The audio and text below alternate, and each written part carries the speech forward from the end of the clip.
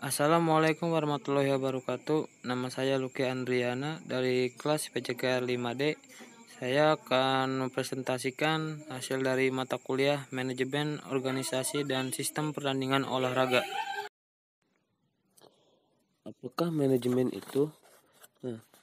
Draft dan Marcik pada tahun 1998 mengarahkan manajemen sebagai proses pencapaian dari target organisasi secara efektif dan efisien melalui perencanaan, pengorganisasian, kepemimpinan, dan pengontrolan sumber daya organisasi. Dublin, Ireland, dan William pada tahun 1989 mendefinisikan manajemen sebagai koordinasi dan proses integrasi dari pemanfaatan sumber daya organisasi, seperti sumber daya manusia, sumber daya keuangan, sumber daya alam, sumber daya informasi atau teknologi, sumber daya teknik, dan lain-lain. Hershey dan Blanchard pada tahun 1982 dan DeCenzo dan Robin pada tahun 1999 mencatat bahwa manajemen bergerak atau bekerja dengan melalui perseorangan juga kelompok untuk menyelesaikan target organisasi. Istilah manajemen didapat dari kata dalam bahasa Prancis, manager, yang berarti digunakan dengan hati-hati, dan juga dari kata dalam bahasa Italia, managere, yang berarti mengendalikan. Istilah tersebut sangat sering digunakan pada sistem pelatihan kuda dan lambat laut, dipakai untuk operasi militer dalam peperangan dan pengorganisasian kembali militer yang berhubungan dengan pengambilalihan atau kontrol sementara. Manajemen menunjukkan proses yang sedang berlangsung, di mana manajer melakukan kreativitas, terjun langsung, perawatan, operasional, dan melakukan kerja atau pelayanan kepada organisasi melalui koordinasi dan usaha yang kooperatif untuk memastikan bahwa sumber daya organisasi digunakan untuk mencapai tingkatan yang lebih baik lagi. Selanjutnya, apakah manajer itu? Seorang manajer adalah seorang yang aktif secara khusus dan merupakan bagian dari proses manajemen. Secara spesifik, seorang manajer adalah seorang yang melakukan perencanaan, mengambil keputusan, mengorganisasikan staf, memimpin, memotivasi, sekaligus mengontrol sumber daya organisasi. Mereka adalah anggota organisasi yang berkoordinasi, berintegrasi, mengatur, menjaga, mengawasi, dan bekerja secara langsung dengan anggota-anggota lainnya. Robin and Coulter pada tahun 1999. Manajer dapat merupakan seorang guru pendidikan jasmani, pelatih olahraga, direktur olahraga, komisaris liga, general manager dari sebuah tim profesional, direktur klub kesehatan, direktur klub golf, manajer dari country club, manajer pusat kebugaran, dan lain-lain. Manajer bisa jadi dilibatkan dalam segala jenis posisi dan sangat bertanggung jawab terhadap posisi yang dia tempati karena industri olahraga yang melibatkan uang sampai triliun dolar. Selanjutnya ada prinsip manajemen dan struktur organisasi. Yang pertama menerjemahkan struktur manajemen ke dalam bentuk grafik. Sekali meminta tipe yang diinginkan, struktur manajemen telah ditentukan. Langkah berikutnya adalah untuk mempersiapkan dalam bentuk grafik sehingga dapat dengan mudah dipahami oleh anggota organisasi dan oleh individu yang berkepentingan lainnya. Organisasi grafik sering digunakan untuk menggambarkan dan menjelaskan struktur organisasi. Grafik ini jelas menggambarkan susunan manajemen sebuah organisasi dan posisi kunci dan fungsi manajemen mereka. Manajemen menggunakan representasi grafis organisasi untuk mengarahkan anggota staf baru untuk peran, tanggung jawab, dan tempat dalam struktur keseluruhan organisasi. Grafik ini juga berfungsi sebagai instrumen hubungan masyarakat untuk menunjukkan kepada masyarakat dan publik lainnya bagaimana mereka sangat erat terkait dengan proses pendidikan jasmani dan olahraga. Yang kedua ada garis dan staf organisasi. Seseorang dalam posisi garis memiliki tanggung jawab langsung dan kewenangan untuk tujuan tertentu atau tujuan organisasi. Sebagai contoh, seorang direktur senior asosiasi olahraga akan berada di posisi lain dengan tanggung jawab langsung atas tugas yang diberikan oleh direktur. dan pada gilirannya akan melaporkan langsung kepada direktur. Seseorang dalam posisi staf memiliki hubungan langsung ke tujuan tertentu atau tujuan organisasi. Selanjutnya ada struktur dan organisasi formal dan informal. Organisasi formal, sebuah organisasi formal didasarkan pada struktur hierarki pekerjaan dengan tugas yang diberikan oleh manajer untuk bawahan, bersama dengan hierarki tugas-tugas mereka dan jaringan komunikasi. Organisasi informal, sebuah organisasi informal menyadari bahwa ada banyak hubungan yang tidak dapat digambarkan dalam bagan organisasi. Dengan kata lain, hal-hal dilakukan di luar hubungan formal yang mencerminkan grafik. Ini mengasumsikan bahwa hubungan terjadi dalam pengaturan informal, di mana ide-ide yang dihasilkan, produktivitas ditingkatkan, dan kerjasama, loyalitas, dan semangat tinggi dikembangkan.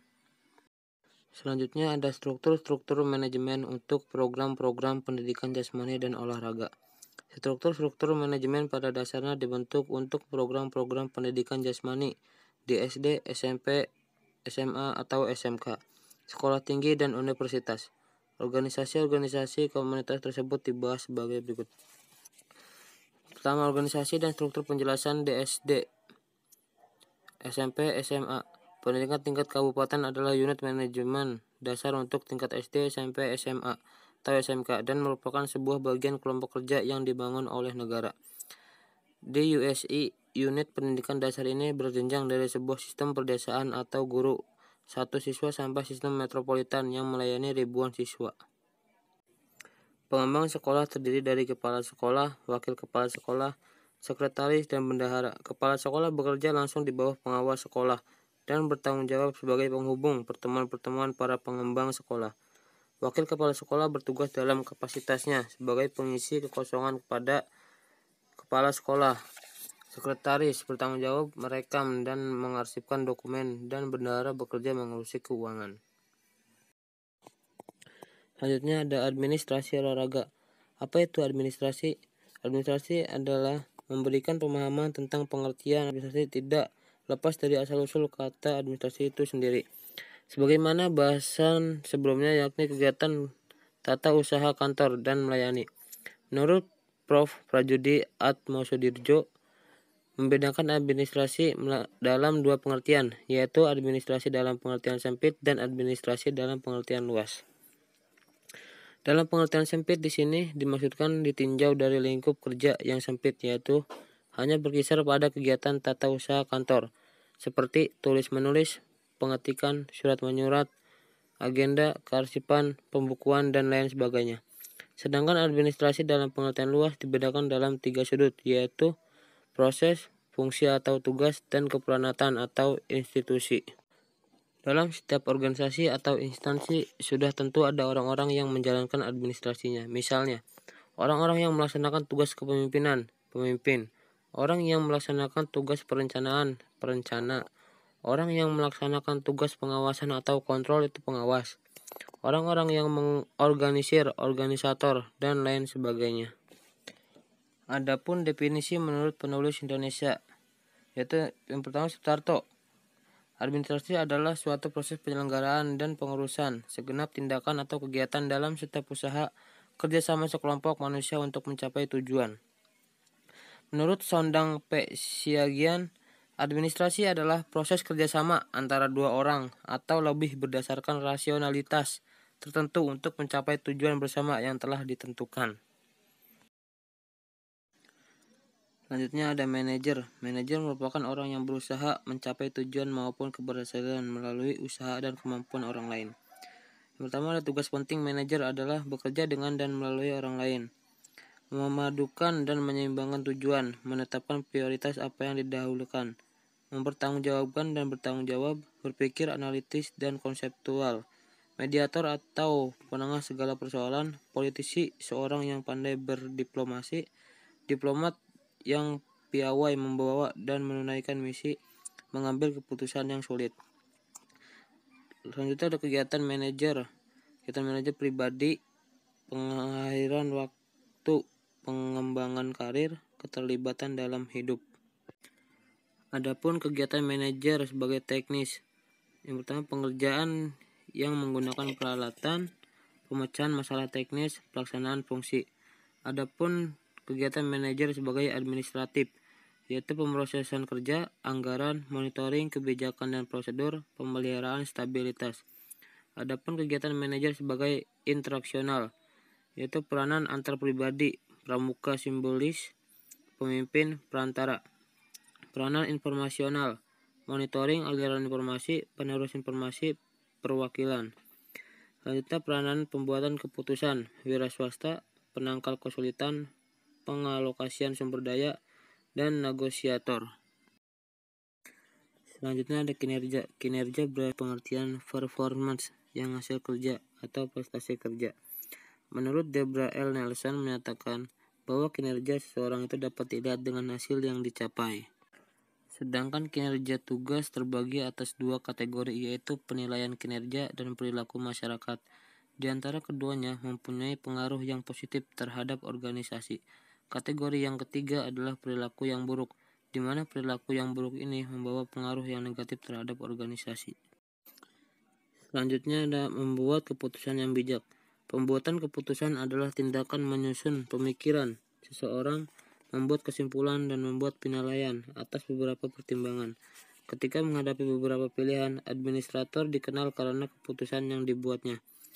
Pernyataan tersebut bukanlah kebenaran yang absolut, tetapi itu menunjukkan bahwa pembuatan keputusan merupakan usulan administrator. Baik atasan maupun bawahan menginginkan administrator menjadi pembuat keputusan yang baik, kemampuan direktur untuk membuat keputusan yang efektif dapat membedakan antara yang sukses dan yang gagal. Kunci dari manajemen. Selanjutnya ada faktor-faktor yang mempengaruhi penetapan pilihan. Banyak faktor atau pengaruh yang datang menghampiri pikiran dan emosi membuat keputusan ketika ia menghadapi beberapa pilihan. Di antaranya, pertama pemahaman, yaitu proses mengumpulkan, menganalisis, dan menginterpretasikan informasi yang diperoleh. Selanjutnya ada penetapan, yaitu keyakinan yang kuat didorong oleh perasaan seperti takut, marah, benci, cinta, dan simpati. Selanjutnya ada semangat, yaitu dorongan dari dalam untuk bergerak atau bertindak walaupun orang yang merasakan akan senang atau marah terhadap apa yang dikerjakan. Selanjutnya ada norma-norma, yaitu landasan standar atau kualitas yang dianggap menguntungkan. Selanjutnya ada kebenaran dan fakta memiliki arti yang sama dan mempengaruhi cara membuat pilihan. Kebenaran adalah pernyataan yang mengarah kepada pengetahuan atau akal sehat. Ia berkaitan dengan kejujuran, kelembutan, dan integritas. Fakta adalah pernyataan yang lebih diuji kebenarannya. Selanjutnya informasi yang berupa opini. Keyakinan dan bujukan merupakan bahan dalam proses pembuatan keputusan. Semuanya merupakan elemen informasi yang tidak bisa disamakan dengan fakta atau kebenaran. Dan selanjutnya yang terakhir ada administrasi atau manajemen. Administrasi atau manajemen meliputi perencanaan, pengorganisasian, kepemimpinan, dan evaluasi. Perencanaan merupakan penentuan lebih awal dari suatu tujuan yang akan dicapai. Pengorganisasian merupakan sekumpulan orang yang bersepakat untuk bekerja sama dan memiliki komitmen untuk mencapai tujuan. Pemimpin merupakan seorang yang dapat membuat keputusan yang tepat pada saat yang dibutuhkan. Seorang pemimpin dapat mengarahkan dan membangkitkan motivasi serta memberikan tuntutan apapun pengendalian terhadap perilaku anggotanya. Selanjutnya ada evaluasi, adalah melihat kembali hasil kerja yang telah dilaksanakan, baik keberhasilan maupun merupakan kegagalan kerja untuk perbaikan di masa-masa yang akan datang. Sekian pemaparan dari saya, kurang lebihnya mohon maaf. Assalamualaikum warahmatullahi wabarakatuh.